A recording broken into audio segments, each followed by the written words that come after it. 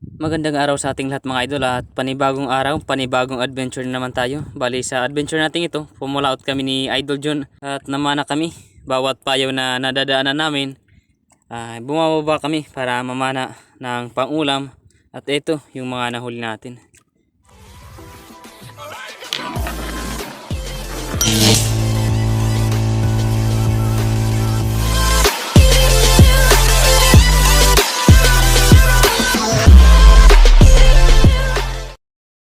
So yan, magandang araw sa ating lahat mga idol. Bali medyo hapon na rin.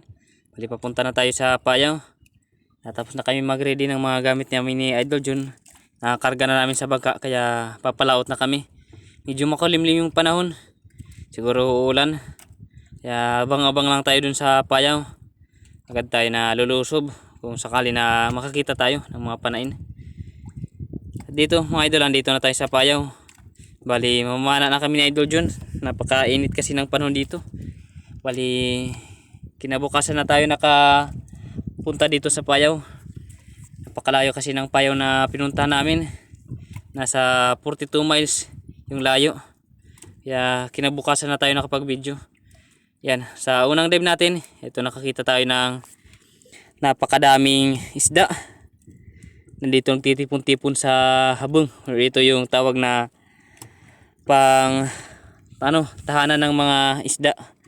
Kaya dito, ito yung mga talakitok. Talagang napakarami at napakaamo.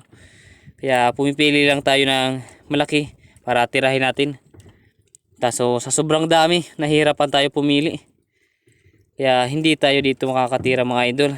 Nag-resurface na lang tayo. Babalikan na lang natin itong mga talakitok na ito para tumira tayo. At si Idol John muna yung naiwan dun sa ilalim. Sumisid para pumana ng isa. Kasi nag-resurface tayo. At dito, pagka-resurface natin, yan, agad na pumana si Idol John ng isang talakitok. Nakita naman natin yung ibang kasama ng talakitok na medyo maamo. Kaya agad-agad tayo na nag-dive para tumira tayo ng isa. At ito yung nahuli natin. Good size na talakitok. Mga 750 grams na ang bigat nito mga idol. Thank you Lord at tinamaan natin. Bali, pasensya na kayo mga idol sa video natin ngayon. Kasi wala tayong sound sa ating camera. Sira na kasi yung camera natin kaya tis-tis muna tayo hanggat hindi pa tayo nakakaipon. Yan ang pangbili. Bali, ayan yung nahuli natin. Talakitok. Napakataba mga idol. Ayos na pang ulam. Pero pag makarami kami ng napanaan, yan, ibibenta lang namin ito. Kukuha lang kami ng kunti na pangulam natin. Bali, lagay na natin ito sa bangka kasi wala tayong dala na lalagyan ng isda. Sa dive natin ito, palapit pa lang tayo sa payaw o sa bahayan ng payaw. Agad tayo na sinalubong ng napakaraming rainbow runner or salmon kung tawagin sa amin. Di na natin mapana ito kasi sobrang lapit. Kaya hinayaan lang natin ito at nag-resurface na lang tayo. May isa naman na nakita tayo na malaki kaso out of range kaya hindi natin ito natira. Nag-resurface muna tayo para magsagawa ng panibagong pagsisid. Dito nakakita tayo ng dalawang rainbow runner na malaki. Kaya sinubukan natin ito na sisirin at habulin. At eto yung nangyari. Salamat sa Panginoon at nakuha natin yung saktong distansya. Kaya tinira na natin ito. Spine shot mga idol. Thank you Lord. Ayos na ito na pangdagdag sa huli namin ni Idol John TV Vlog. Rainbow runner or salmon. Salamat Lord. Ayos na kahit paano nakakadagdag tayo mga idol sa huli natin. Yung pamimingwit kasi namin ni Idol John ng tuna, sobrang dalang, bihira lang kami makahuli kaya ito na lang, nagsisipag na lang kami na mamana ng isda para makabawi sa konsumo namin. Sa dive natin ito nakakita ulit tayo ng eto yung mga rainbow runner, hindi pa umalis dito sa bahayan ng payaw kaya pumitas ulit tayo ng isa. Good size na rin to, mga 3/4 na yung timbang ng rainbow runner na ito. Thank you Lord, spine shot ulit. Salamat. Kadagdag na naman tayo sa huli natin. Ayos na. At sumisid rin si Idol Jun. Bali yan, may lumapit na sa amin na ibang mga bangka, tumali na rin sa payaw. Sobrang lakas rin kasi ng agos ng dagat, kaya sobrang dalang ng pamimingit sa tuna. Kaya ito lang talaga yung ginawang libangan namin ni Idol Jun. Tapos napakainit pa ng panahon, kaya ayos na rin ito na pamana namin. Kakadagdag pa kami sa huli namin isda. Thank you Lord, malaki na, rainbow runner. Ito na ang huling dive natin mga idol sa pamana sa payaw. Pasensya na rin kung hindi natin naipakita yung mga nahuli natin sa video. Katapos natin dito mamana, diretso na kami na kinabukasan. Yan, umuwi na kami. At eto, habang kami pauwi, nag-trolling kami ng isang kawil. Baldang kung tawagin namin ni Idol Jun. At eto, may kumain na yellowfin tuna. Nakain naman yung kawil, kaso sinugurado lang namin ni Idol Jun na hindi na ito makakatakas. Kaya pinana natin. Thank you Lord, at tinamaan natin itong yellowfin tuna. Napakalaki na. Kaya papauwi na kami na pahabulan tayo at bigyan ng blessing ng Panginoon. Thank you Lord. Ayos na. Ito lang talaga yung nagdala sa kita natin. Talagang napakaliit lang ng nahuli namin na tuna. Hindi na tayo nakapag-video sa pangangawil. Gawa ng pag nakakahuli tayo, nakatago yung camera natin. Minsan kasi umuulan sa laot, kaya kinailangan na itago natin yung ating camera. Kaya hindi tayo nakapag-video. Pag kumakagat na kasi yung tuna, aga na lang natin ito na hinihila. At dito, eto na, pumalag pa nga mga idol yung yellowfin tuna or baliling. Sa sobrang lakas, hindi na yung ating reel ng ating pana, hindi na ito umuikot. Kaya ginawan lang natin ito ng mano-mano na pagtatanggal ng ating dynama para makatakbo yung tuna. Masisira kasi yung ating pana pag hindi ito nag-ikot yung ating reel. Si Idol Jun naman, ito siya yung humahawak dun sa nylon para sigurado na hindi talaga ito makakawala. Talagang napakasaya namin sa part na ito mga idol. Gawa ng pauwi na kami at nablisingan pa kami ng Panginoon. Yan, thank you Lord sa biyaya. Kapag nasa dagat talaga, huwag lang tayo susuko. Huwag lang tayo magsasawa na hindi na tayo makakahuli kasi nasa dagat pa tayo. Yan, dito napapansin ko na talaga na nanginginig na yung katawan yung kamay ni Idol Jun. Sobrang gutom na kasi namin at uhaw. Nasa 42 miles pa kami. Simula nang mawalan na kami ng tubig at saka bigas. Wala na kami makain at mainom, kaya tinis na lang talaga namin hanggang sa maubos yung konsumo namin bago kami umuwi.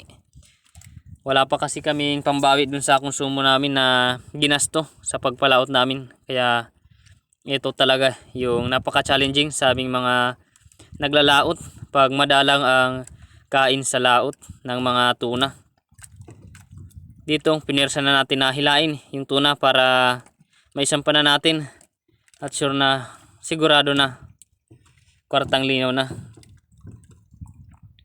Kaya sobrang nagkaba at saya sa part na ito, lalong lalo na ng mga ganso na ito ni Idol Jun. Doon talaga nagsimula yung saya. Grabe na parang nagugutom ka na, tapos biglaan na lang ito na mawawala nang mahuli namin itong yellowfin tuna. Thank you Lord. Bali, hindi na rin natin ito na videohan sa pagsampa kasi agad na tayo na umalis. Pagkatapos natin mag-ayos ng isda, umalis na tayo kaagad kasi nasa 12 miles pa yung layo mula sa kinapipistuhan namin ni Idol Jun dito papunta dun sa mahihingian namin ng tubig dun sa payaw ni kasi si Judge TV. Kaya binilisan na lang namin at hindi na natin napulot yung ating camera. Dito katapos namin maghingi ng tubig dun sa payaw, dun sa kapatid ni Jun TV Vlog, dumiretso na kami dito sa fishport. At eto na, na tayo ng tali para may benta na natin yung ating mga nahuli. At pasensya na rin mga idol kung hindi tayo nakapag-video sa ating pangangawil ng tuna. Sobrang kasi ng pangawil natin, sobrang dalang. Pag nakakahuli tayo, unexpected na may kakain dun sa mga inaarya natin na nakawil. Kaya hindi tayo nakapag-video. Pasensya na mga idol. At pasensya na rin kayo mga idol kung walang sounds yung ating camera. Malinaw naman yung kuha ng video kaso wala na, bingi na yung camera natin. Titiis muna tayo hanggang sa makaipon tayo ng pangbili. Kaya pasensya na mga idol, babawin lang tayo pag nagkaroon na tayo ng bagong camera. Makabili tayo kahit yung mga mumurahan lang na camera. Bali ito, yung nasa likod natin. Ito na, yung mga nahuli na natin. Lalagay na natin sa banyera. Bali, inuuna muna namin ni Idol Jun yung mga yellowfin tuna or tawag namin pakan or big eye bago namin isunod yung mga tulingan or budlis. Kaya ito yung pinagkasunod-sunod namin. Magiba kasi mga idol yung presyo ng tulingan at saka big eye or yellowfin tuna. Magkaiba kasi yung presyo. Bali nakapana rin si Idol Jun ng tangigi or king mac. Di rin natin ito na videohan. Gawa ng nawalan na talaga tayo ng pag-asa nang nasa laot tayo na makakapag vlog pa talaga tayo, makapag video tayo. Gawa ng wala talaga kumakain dun sa mga inarya namin na kawil. Meron man kumain, nakakatanggal. Kaya dun talaga nagsawa na kami Idol Jun, butin lang, pauwi na kami. Ito may mga blessing pa rin na binigay sa atin yung Panginoon. Kaya thank you Lord. At yung mga iba namin na panaan nandun na sa malaking cooler. Bali doon na natin ito kukunin sa tabi pag nakauwi na tayo. Yan na yung mga budlis natin.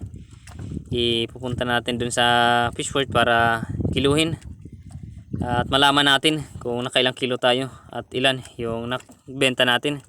At yung ating kinita sa pagpalaot natin na ito. Ayan. Thank you Lord. Bali nakatatlong banyera pala kami mga idol ng tuna. Ng yellowfin tuna or pakan at saka budlis. Bali yung iba naman ano na lang, isang tuna at tangigi. Bali yung tangigi namin, tayo yung nakakita sa tangigi natin kaso hindi naka ready yung ating pana. Kaya si Idol Jun na lang yung nagdive. At hindi rin nakapag video si Idol Jun sa pagpana sa tangigi. Gawa nang nasira yung kanyang goggles, naputol yung rubber na nakatali sa goggles. Kaya yung goggles ko na lang yung ginamit ni Idol Jun. Kaya gawa hindi siya nakapag video. Ito yung tangigi na napana ni Idol Jun. Good size na, mga walang kulihin na ito mga idol. At ito naman yung nadali sa baldang or pa ano natin, subid. Isang yellowfin tuna. Bali katapos natin dito mag-discarga mga idol ng mga nahuli natin na tuna. Hindi na tayo nakapag-video dun sa iba natin na isda na ilagay dun sa fishport sa pagkilo. Gawa ng nilinis muna natin yung bangka bago tayo pumunta dun sa loob ng fishport, dun sa pagkikilo natin sa mga isda. Kaya hindi na natin nabidyohan yung tuna saka iba na natin na nahuli. Kaya nahuli na tayo. Nilinisan muna kasi natin yung bangka para hindi maano ng mga insekto, mga langaw, ayaw hindi dapuin. Kaya eto muna yung ginawa natin. Bali si Idol Jun na lang yung nauna dun sa fishport. At eto na yung mga, eto lang yung naabutan natin na kinikilo. Kalahating banyera na lang ng yellowfin tuna. At ito naman yung shellfish or sulisugi na pinadala lang sa amin ni kumpare Jerry, kapatid ni Idol Jun TV Vlog. Bali kami na lang yung nagbenta, pinasabay na lang sa amin sa pagbenta sa mga huli namin.